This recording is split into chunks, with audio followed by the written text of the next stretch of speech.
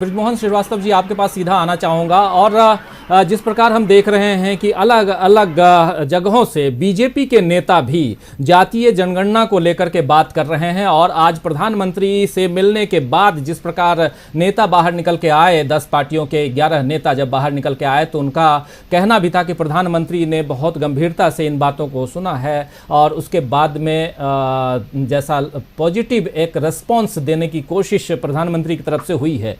क्या दो बातें यहाँ आती हैं, दो सवाल यहाँ पैदा होता है। एक, क्या जिस प्रकार बिहार से बीजेपी के लोग जो हैं वो उसमें से एक एमएलए तो इनके साथ थे, और आज ही सुशील कुमार मोदी ने एक नहीं 6 ट्वीट किया है, उस पर भी जाएंगे, आगे चर्चा करेंगे। कर्नाटक में जबकि बीजेपी की सरकार है वो जातिगत जनगणना की बात ऑलरेडी कर रही है और उसके लिए खर्च जो है कह रही है कि हम खर्च खुद उठाएंगे, हमारी सरकार उठाएगी। तो कहीं ना कहीं बीजेपी, केंद्र की जो बीजेपी है या मोदी सरकार, एक तरफ से फंसी हुई भी दिख रही है। आपको ऐसा लगता है क्या? और दूसरी बात साथ साथ कि क्या आने वाले समय में जो 5 राज्यों के 5 महीने बाद चुनाव होने हैं, उन चुनावों को देखते हुए भी इस वक्त बीजेपी का रुख या जो बीजेपी की स्ट्रेटेजी होनी चाहिए, उस स्ट्रेटेजी के हिसाब से प्रधानमंत्री नरेंद्र मोदी यहाँ कुछ पॉजिटिव वे में इन जो जातीय आधारित जनगणना के मांगकर्ता जो हैं उनसे उनकी बातों को सुनते हुए और हो सकता है कि इस पर कुछ अमल करते हुए आगे दिखाई दें। ओवरऑल चूंकि राजनीति को बहुत नजदीक से आप समझते हैं, क्या कुछ हो सकता है, जरा आपसे समझना चाहूंगा।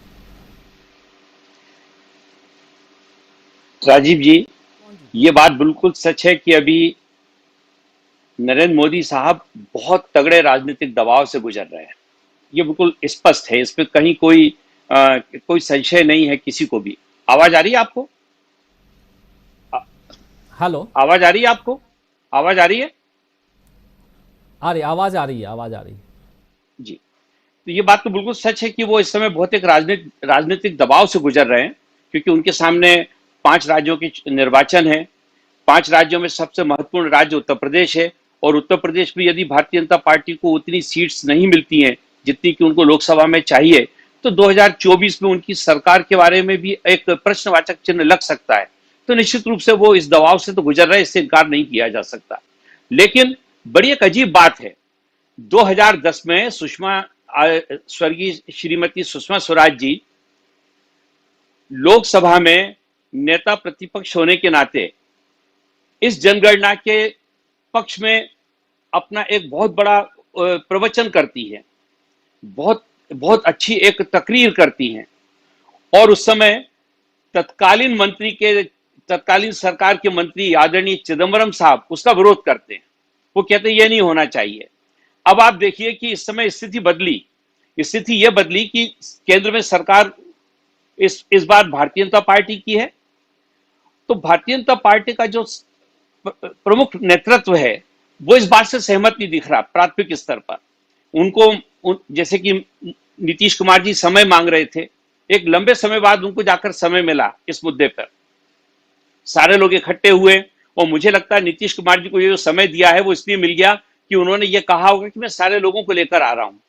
तो एक, जहां तक बात नेताओं की है या राजनीतिक दलों की जो इस मुद्दे को उठाना चाहते हैं, चूंकि समाज में बहुत ज्यादा दबाव आ गया है, हर समाज का हर वर्ग अपना अधिकार चाह रहा है। उसको ऐसा लगता है कि जब मैं शासकीय खजाने में टैक्स के रूप में अपना पैसा देता हूं तो उसका लाभ कुछ सीमित लोगों तक क्यों पहुंचे, उसका लाभ मुझे भी मिलना चाहिए।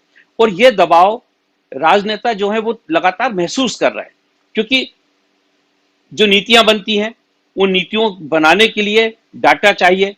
जब तक उसकी गणना नहीं होगी, जब तक उसका कोई आधार नहीं होगा, तब तक किसी भी प्रकार की कोई योजना बनाना बेमानी हो जाता है। जैसे कि मैं आपको उदाहरण के लिए बताऊं, मध्य प्रदेश में एक शिवपुरी ग्वालियर का जो क्षेत्र है, वहां पे सहरिया समाज के लोग रहते हैं।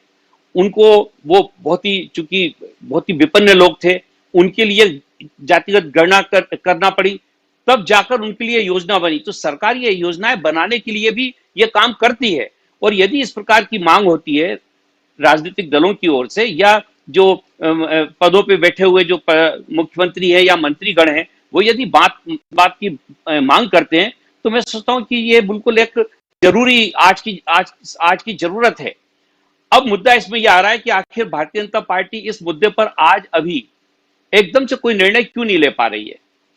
जबकि आप देखिए जितने राजनीतिक दल हैं, उम्मीदवारी तय करते समय सबसे पहले ये देखते हैं कि वो उसकी जाति क्या है, उसकी जाति के वहां पे वोट कितने हैं, क्या वहां पर अगर उसको वोट हम उसको टिकट दे देंगे तो क्या वो चुनाव जीत पाएगा? तो जब पूरा राजनीति का आधार जाति है, तो फिर ये जातिगत अगर हम विश्लेषण करते हैं या जातिगत जनगणना करते हैं, तो इसमें मैं सोचता हूं गलत क्या है। लेकिन फिर भी भारतीय जनता पार्टी इसका विरोध कर रही है, या अभी तक उन्होंने इसके लिए स्वीकृति नहीं दी है। तो उनका अपना एक मूल्यांकन करने का तरीका है। वो शायद इस बात को देख रहे हैं कि उनकी खुद की पार्टी में अगर इस प्रकार की जनगणना हो जाती है तो उनकी पार्टी में भी दबाव पैदा हो जाएगा, और उस दबाव के चलते हो सकता है कि जो शिखर नेतृत्व है उसको कहीं मुश्किल आ सकती है। तो एक पहलू वो भी इनकी दिमाग में है कि क्यों ना अभी हम इसको टालें, अगर टल जाए तो बेहतर है, लेकिन यदि दबाव बहुत ज्यादा हो जाएगा तो निश्चित रूप से फिर तो उस पर कोई ना कोई कार्रवाई करना ही पड़ेगी और उस पर आगे बढ़ना भी पड़ेगा। जहां तक बिहार की राजनीति है, तो खाली एक डेलीगेशन में जाने से, जितना मेरा राजनीति का अनुभव है, एक डेलीगेशन में जाने से कोई राजनीतिक समीकरण नहीं बन जाते। ये तो एक बड़ी सतत प्रक्रिया है। अब आप देखिए ना कि अगर आज आदरणीय तेजस्वी यादव जी जाने से मना कर देते तो उनको बिहार में जाकर जवाब देना मुश्किल होता, तो उनकी भी मजबूरी थी। और यदि आज नीतीश कुमार जी उनको अपने साथ लेकर नहीं जाते तो नीतीश कुमार जी को जवाब देना मुश्किल होता। तो ये अब इसमें आप देखिए कि भारतीय जनता पार्टी के एक विधायक भी उसमें साथ हैं, क्योंकि उनको भी अपनी थोड़ा सा उंगली कटाकर ये बताना है कि मैं भी शहीद होने के लिए तैयार हूं इसमें। तो ये राजनीतिक दबाव है, ये जनता का दबाव है, और इस दबाव से मैं सोचता हूं कि कोई भी राजनीतिक दल का नेता अपने आप को अलग नहीं कर सकता। यही कारण है कि इस पे चर्चा भी हो रही है और हर राजनीतिक दल का व्यक्ति जोर से, ताकत से चिल्ला के बोल रहा है कि मैं इसके पक्ष पे हूं, जिससे कल को जब वो अपने उन मतदाताओं के बीच में जाए तो वो ये कह पाए कि इस बात को उठाने की जिम्मेदारी मैंने ली थी और ये देखिए मैंने ताकत के साथ इस बात को रखा, तब जाकर ये फैसला हुआ। ये ऐसा मुझे प्राथमिक अगर मैं विश्लेषण करता हूं तो मुझे यही समझ में आता है।